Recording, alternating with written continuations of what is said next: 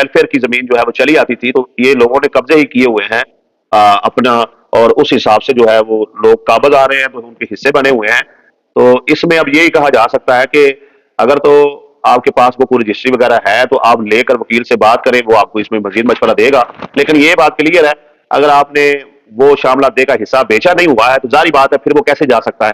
लेकिन अगर आपने वो मलकियत के साथ स्टाम्प में लिख के दे दिया है तो फिर वो हिस्सा जो है वो आपका चला जाएगा। तो ये इसमें थोड़ी सी मालूमात थी। और ये भी बता दूं कि जो 25 एकड़ में बताया कि वो 25 एकड़ का मुरब्बा होता है, तो वो मुरब्बा पूरा नहीं होता, उसमें से सड़कें निकली होती हैं, कभी कभार कोई नहर गुजरी होती है, कभी कभार कोई सड़क गुजरी होती है। तो वो उन्हीं एकड़ में, वो एकड़ तो वो मुरब्बा तो 25 एकड़ का ही रहता है, लेकिन वो सड़क जितनी गुजरी है वो उसी मुरब्बे में से वो जगह कट जाती है, उसी जो रास्ता या नहर निकलती है वो उसी मुरब्बे में से उतना जगह जो है वो कट जाती है। उसके बाद फिर किला नंबर 26 और किला नंबर 27 होते हैं जी।